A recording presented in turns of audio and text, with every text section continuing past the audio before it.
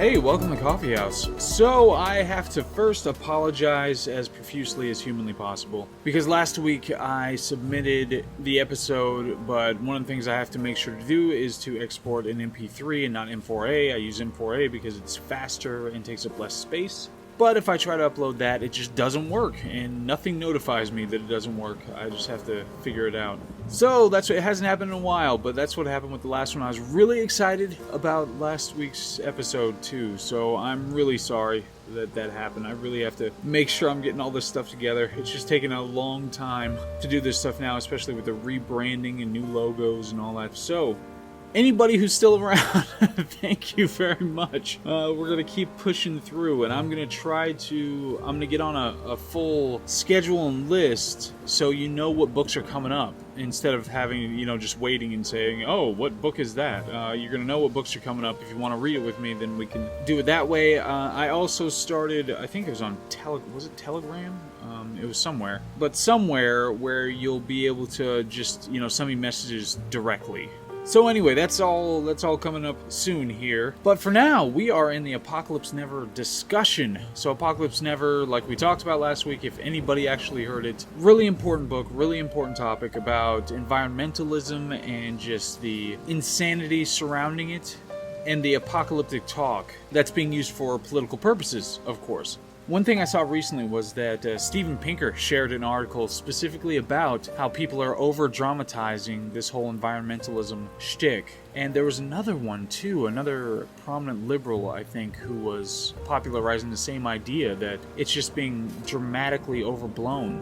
And the thing that I kind of thought was the most important thing to take away from this whole environmentalism craze and movement and cultish behavior is that you have to ask for details. When you're talking to somebody who's just spouting environmentalism and saying that this is the most important thing in the universe and you better be on board or else you're a terrible person, then ask for details. Ask for details about, okay, well, so how do we mitigate it, and how much is it actually going to mitigate it? Whatever you're saying that we should be doing, how much is that going to help? Does that apply to every country in the world? And if it only applies to the United States does it, but China and India don't do it, then how much is it actually going to help? How much is it going to mitigate?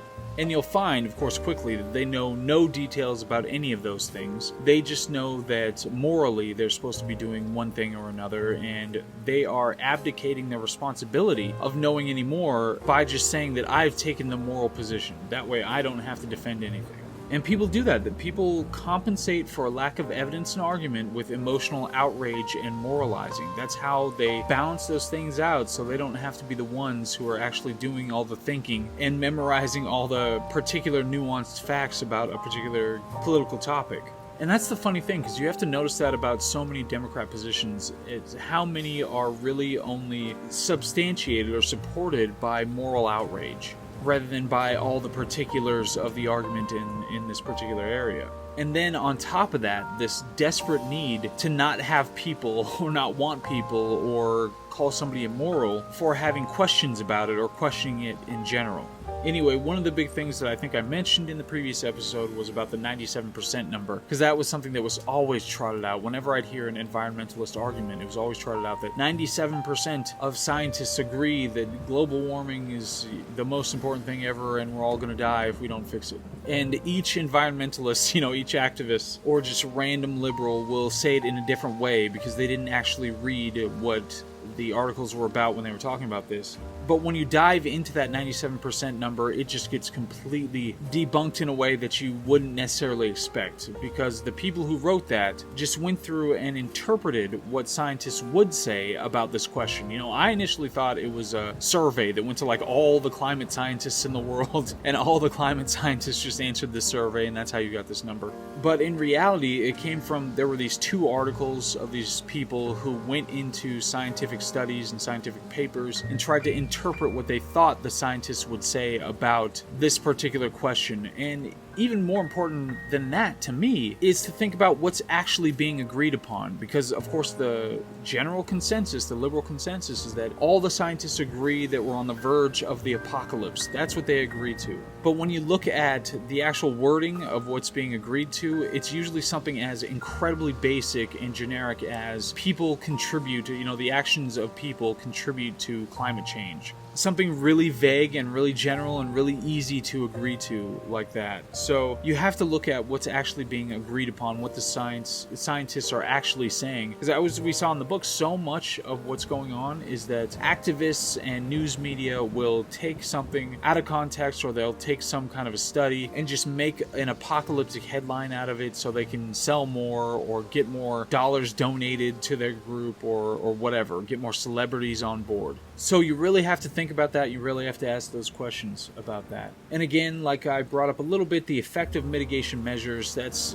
one step that I don't think I've ever heard when I've talked to an environmentalist or an activist, is how much is it actually going to affect the environmental question that we're talking about. So what's the effectiveness of the actual solution that's being proposed? So, whether it's banning plastic straws or using paper instead of plastic or saving the rainforests in this particular way, whatever it is, how much is that actually going to impact? What is that actually going to do if we all change to free range? We saw that free range would actually increase the carbon footprint of meat production, as well as the land that would be necessary for it. If we all change to solar, how much is that going to impact our ability to actually have consistent energy? How much is that going to drive up the cost of energy? And how much are we going to have to deal with rolling blackouts that's going to impact business? There are, hundreds of millions of people that are, and institutions and corporations and all that are interdependent on all of these things. And so have you thought about all the ramifications of whatever solution that you're proposing here? And like I said, you'll find out that they have no clue. It's not even something they actually thought about. Because it's not about reality or solving a problem, it's about emotional validation. And once you realize that, then everything makes so much more sense in the way that these conversations go. Because it used to be very frustrating to me to have any kind of political conversation where somebody just seems so obtuse about a political issue. But then I realized that we're not actually speaking the same language. We're not actually talking in the same terms. They're not looking for the same things that I'm looking for, so we're just talking past each other, and that's the reason that we're not having any kind of a resolution in our conversation. So you have to speak the proper language, and I know it's hard to have the burden on you that you have to interpret what you're trying to say to whatever language they're trying to use, but that's just how it is for people who are paying attention. So what do we do from here? What do we do from here, knowing the information that we know, having read that book? Obviously, because we are more committed, we would have to get better understanding of the climate sciences itself and the mitigation strategies and the impact on business and economics and how it affects geopolitical commitments and relationships. That's a lot of work to be able to do that. So the general solution that we need to do is try to encourage a cultural commitment to results over appearance. So instead of just giving somebody a pass and saying that, oh, I care about the environment, okay, here are your little brownie points, now go on, we don't have anything else to talk about. Instead of doing that, culturally, we should be challenging these things at every instance and exhibit the right degree of humility when it comes to these topics, because obviously I'm guessing that the vast majority of us aren't climate scientists, and we're not excellent climate scientists even if we were climate scientists or the preeminent climate scientists in the world or anything like that. So we have to exhibit the right amount of humility, but when somebody else is trying to make an argument based on just ridiculous terms and being even more oblivious than you imagine your opponent being in this particular case, you have to make sure you're on the right footing to smack that down. You can't accept that. Culturally, we have to make sure that we're attacking that from every angle, in every area. When somebody tries to make some kind of outlandish claim like the world's going to end in 12 years or 10 years now, we're counting down, or climate change is the most important issue to everybody or something like that, then you have to be able to ask the questions, to be able to challenge all the assumptions that they're making and even just the framework that they're using to come to all these answers that they magically have for themselves, and realize that they're just downloading whatever talking points they're supposed to have to pretend to be moral. So again, it's not a matter of evidence for climate change. This is a matter of reestablishing the standards that we use to make decisions and to have arguments in public between adults we have to reestablish those standards, because if we don't have that shared standard, if we don't get to appeal to, okay, we have to make sure that we're being objective, we have to make sure that we're marshaling the right kind of evidence, and that we're not seeking just emotional validation or to be patted on the head and called moral or something like that. We have to establish those standards first before we can move on from there. And we have to fight the cultish demands in every way that they come out, everywhere we see them.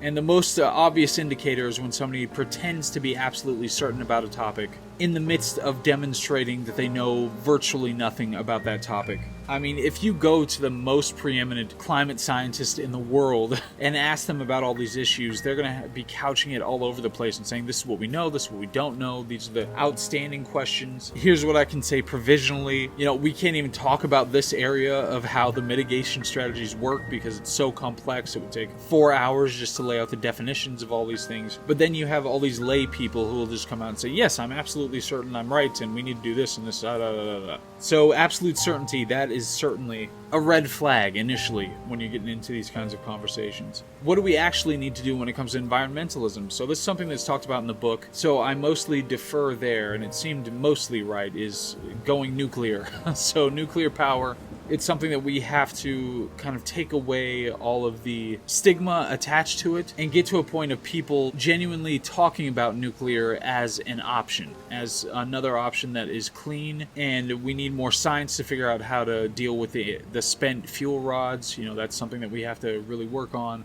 But we need to get rid of that stigma first and realize that it's the cleanest, it's the most effective, it's the most energy dense. So we have to take that into account. And that's not haphazardly. That's not something like, okay, well, let's put it in our backyard then. There'll be a McDonald's, there'll be a nuclear plant, there'll be a strip club next to that. We have to obviously make sure that we do that in the right way, but it's something that we should at least be taking the stigma away from. And then the third world, this is a big question, and this is more kind of philosophical than it is dealing with the nuts and bolts of this thing, because the third world, this might be a strategy on behalf of the Western world and powerful nations to keep all those other nations down. It might literally be some kind of negative colonialism. And I say this because I'm actually reading a book that's talking about colonialism and all the positives that it brought to these places.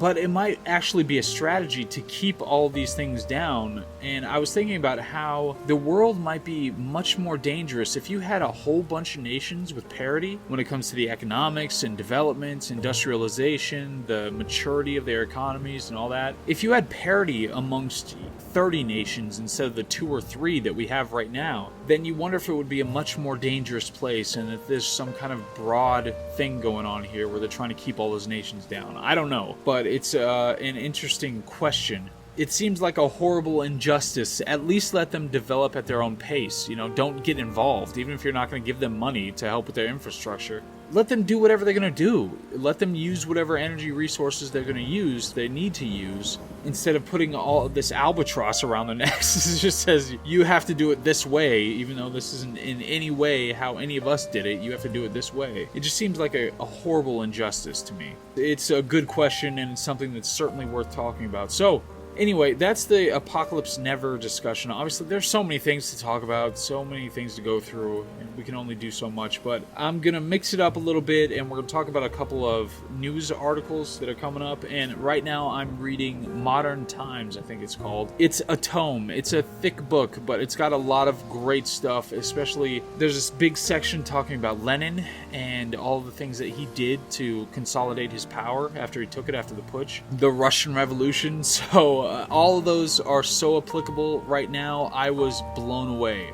I was audibly just gasping and sighing and making all sorts of angry noises as I was going through this. So it's right out of his playbook. But we'll get to that. So preview, Modern Times, I think it's called. It's about the America or the world from the 1920s to the 1990s, I think it is. But anyway, so any of you who have stuck around even through all my missteps, I greatly appreciate it, and I hope that we can have some kind of a greater positive impact, because I know I tear a lot of things down here, but I really want to start building towards something much greater. So hopefully you'll come along with me on that. This is the Coffee House, and I will see you on the next one. All right, bye.